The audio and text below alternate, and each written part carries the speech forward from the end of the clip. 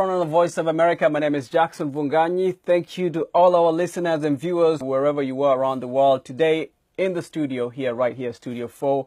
I'm so happy to introduce and to welcome social activist, artist, the first African to headline at the Dolby Theater in Hollywood, Brian B. Flo Buembia. Definitely. Welcome. Thank you so much. I love to say it as B-Flow. We're still working on the J Flow. Obviously not as good as the B Flow. Tell us about yourself. Thank you. Like you've said, my name is Brian Buembia, also known as B-Flow, and I'm a social activist. I'm known for using music to advocate against things like violence against women, HIV/AIDS, child marriages, and many other social problems, and that's been my focus. So I'm founder of an initiative called Music for Change, which is a very beautiful project in Zambia that we're trying to use to change the mindset of the people, as well as change the direction that the Zambian music industry or the African music industry has taken to try and, add some positivity to what we're doing and just ensure that musicians and other celebrities realize that they have so much power and so much influence that they can actually put to good use by influencing people to do the right things as opposed to what has been the case in the past. So basically that's what I do. I come from a very humble background. I was raised by a single woman, so I love women and the efforts that they put in raising men. And so I find myself doing a lot of women-related work or women empowerment-related work. Right. And that's kind of the online thing in most of your music. My music. We were talking earlier about the two videos that we'll be playing later on the show here. One of them is called Dear Mama, and the other one is Voiceless. Your project, Music for Change, you started it a couple of, 2 years ago now? Yes. What has been some of the change you've seen in your community? I think initially when I started to do the Music for Change was like a movement before it became registered. So people listened to me as a dancehall artist or as a hip-hop artist, and they loved it. They loved the music. So you were first an artist before you created this project? Yes, I was just an artist, and I was doing dancehall and hip-hop music, and I became very, very famous and very influential. And then I realized that this influence that I have and this fame that I have can actually be either negative, used for good things. Can be used either negatively or positively. If we're doing negative things with our music and everything that we're doing, then we're likely to mislead people. But if I decide to do something positive, I believe that I'm going to influence people positively. So you understood the power of your music, of your influence, and you decided to... How did your music change? Yes, I realized that a good artist doesn't make music that people want, but music that people need. Sometimes people may already want a certain type of music. Maybe it objectifies women, or maybe it promotes violence and all these things, And so you decided to create music that celebrates women. Yes. Instead of objectifying women. And the first song that we're going to play is Dear Mama. Tell me about this video. So Dear Mama is a song that was inspired by the fact that I'm the first and only African artist that was endorsed and awarded by the former U.S. President Barack Obama, and the first African artist to be endorsed by a sitting U.S. president. Let's just mention, matter of fact, that your name is, your nickname in Zambia is Junior Obama. Junior Obama. Obviously had a big influence in your life. Yes. And people recognize that. Definitely. So I was a Yali Fellow for 2015, and that's where it all happened during a town hall meeting that he was making a speech. And he spoke about my work and he spoke about B-Flow and the work that I do in Zambia. It was a great opportunity for me. And from there, everything just changed. Like the respect that I got from people just grew to another level. Right. And so that was obviously amazing. Anybody getting a shout out from the president of the U.S. Yes, it's a big deal. It's a big deal. It's a big deal. So during that time, I felt very, very emotional. And I wished that my mom was around at that particular time to see and celebrate with me. But then she had just died 6 months before that. So sorry to hear that. So it was a very, very emotional moment for me. And that's what inspired the song Dear Mama. So on the song I'm saying, Dear Mama, I'm chilling with Obama and I wish you were here with me. So it's a song that anybody out there can relate with, whether you still have your mother, she's alive, or if she's gone, can even be your father. It makes people who already have their parents, who still have their parents, to realize that you need to appreciate them now that they are still alive, and give them the roses while they can still smell them. Right. And it also challenges, it also comforts people who have lost their parents, that we, even if our parents are not here, but we still have to help to live their dreams by me. So that you're able to continue the great work that you're already doing, but take it to the next level. Music. That's what Brian Wembia of Zambia plans to do. Where's Brian? Where is he? Thank you. Dear mama, I'm chilling with Obama, and he's telling me he's proud of me.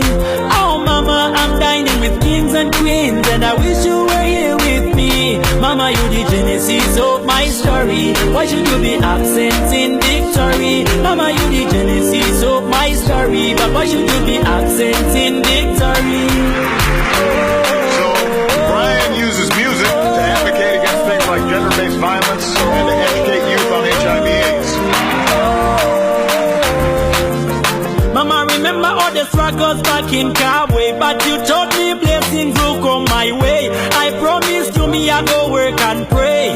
Now Jaja bless me day by day. Me counting the blessings, but me can't see mama. And me want to share the blessings with me sweet mama. When me making new friends like Barack Obama and Ambassador Eric Schultz, thanks to my Redeemer. We blazing fire, we going higher. We fresh a desire, we no retire. We used to admire, now we inspire. I wish my mama could see. Dear mama, I'm chilling with Obama. Of Dear Mama. That was Dear Mama, the song Dear Mama by Brian Biflo from Zambia here in Studio 4. My name is Jackson Vunganyi. Tell us about the power of music in Zambia. Let's start off by getting to understand what kind of music do people listen to in Zambia, first of all. Okay, so right now Young people. Yes, there's been a debate as to whether we still have authentic Zambian music or whether Zambian music is just influenced by global trends. So like like the case is in Africa right now, it's all about Afro pop. And that's what people are doing. It's that beat, that danceable beat, and something that everybody can, can dance to. So my description of Zambian music is that it's a fusion of different genres of music from all across the world. So it's there's a lot of R&B, there's hip hop, and there's dancehall. Those are the dominant ones currently.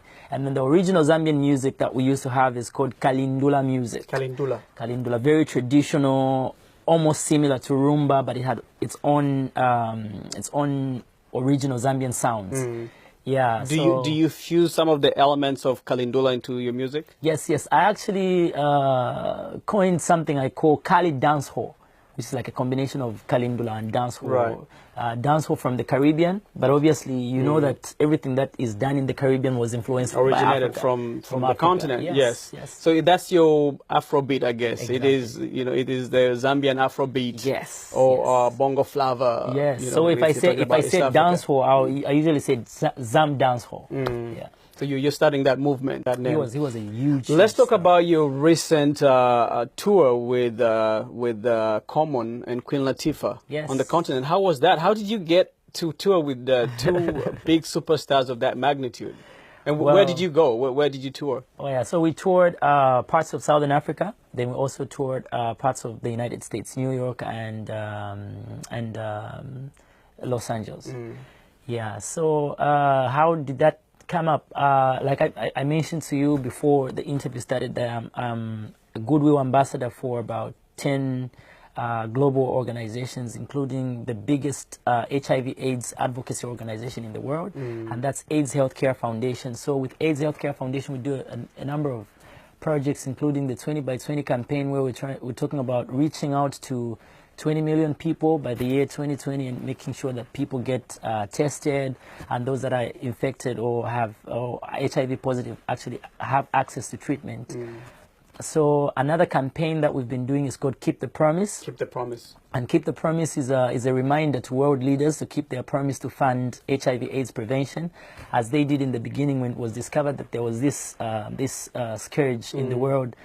All leaders promised that they wanted to play a part in preventing it, but lately funding has actually reduced in the field of HIV. So that's what the campaign is about. So we're going to different countries. Have you seen any progress in Zambia in terms of people understanding the threat of HIV/AIDS? Oh yes, I do see that every day, and I can attest to the fact that the government is actually committed to ensure that people have treatment, and local organizations and international organizations that help Zambia are also doing their very best, and we can only pray that funding increases. Now you partnered here in the U.S. with an organization, Africa Education Program. Yes. We have one of the leaders, the co-founders or the founders of the project. Yes, Julianne.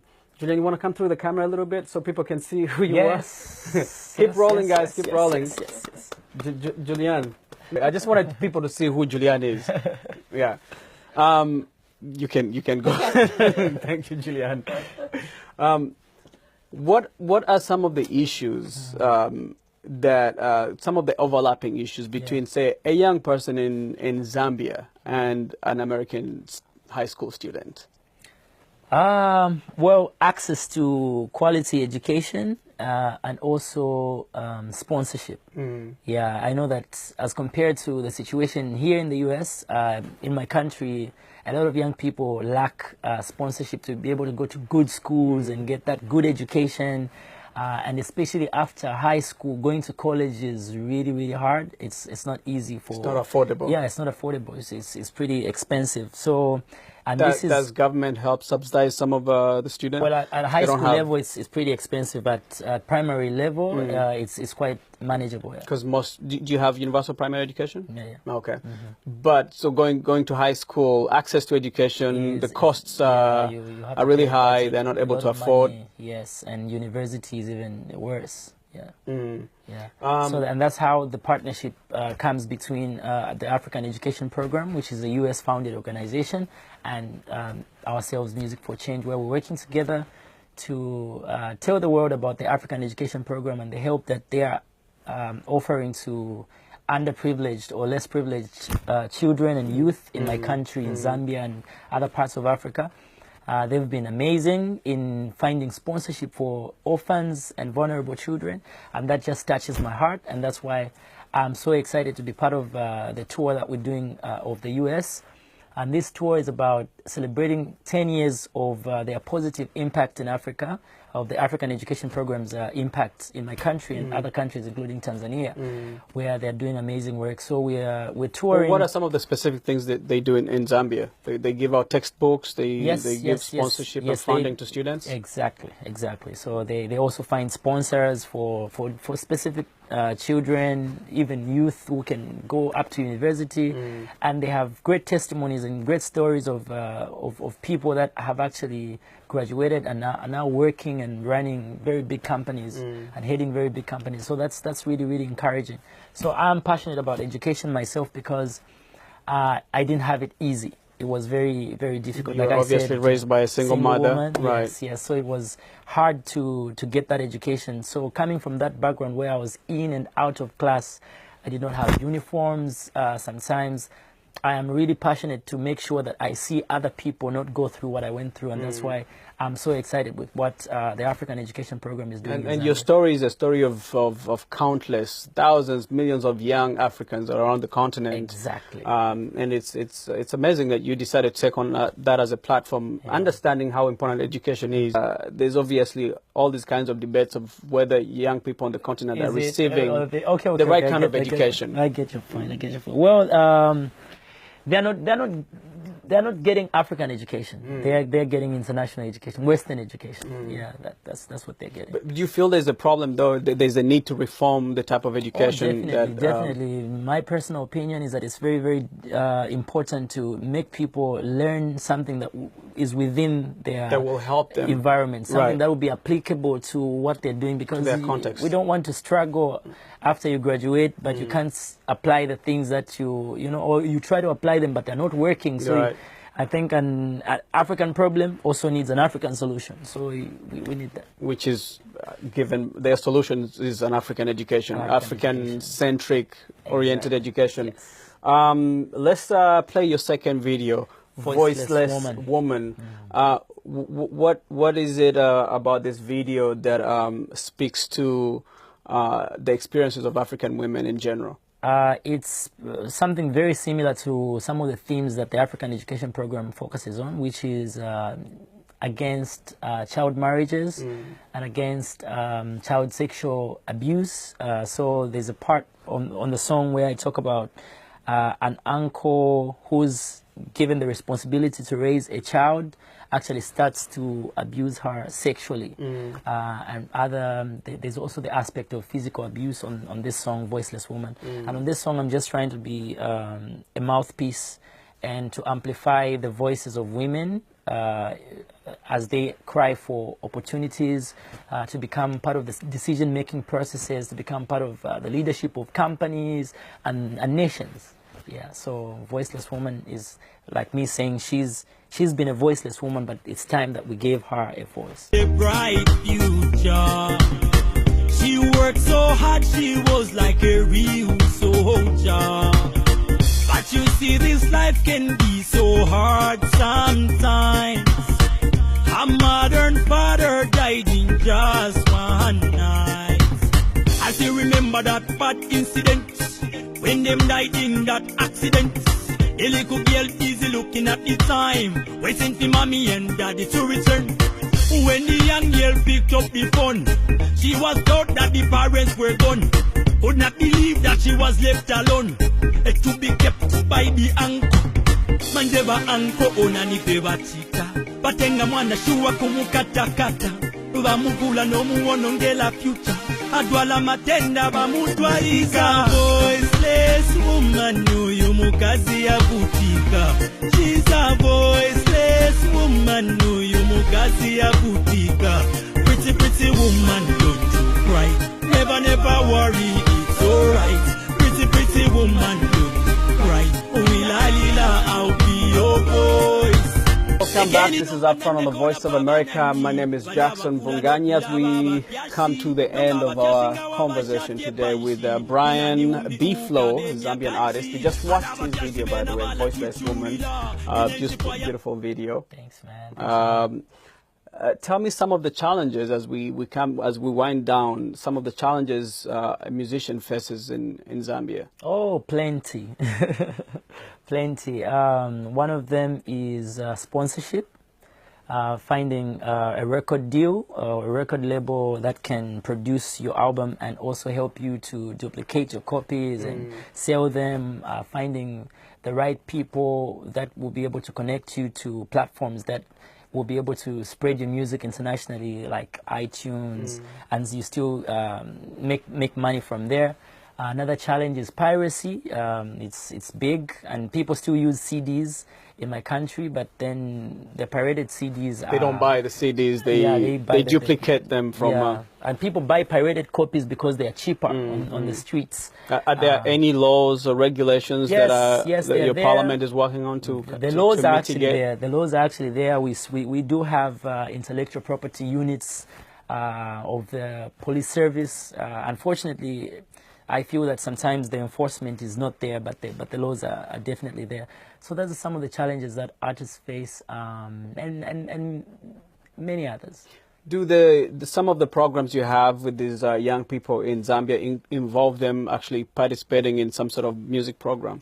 Yes, and we recently just conducted a workshop called Camp Lusaka, where we were calling musicians from all around the country to come together in one place and try to give them some education around professionalism and knowing some of the steps that they can take when they want to become professional musicians. And most of them, the ones that we targeted, were the upcoming artists, the ones that are just starting out, so that we can give them an idea of how they can be professional, even those that want to become managers, booking agents, and all these things. And my focus, as usual, is positivity in terms of the message that they put in their music. So as Music for Change, that's what we try to do all the time. Not necessarily just work in the industry, but also the messaging that is quite important. I feel like that's the only way a musician can justify that they contribute to the developmental process of the nation, if they do something that is very developmental and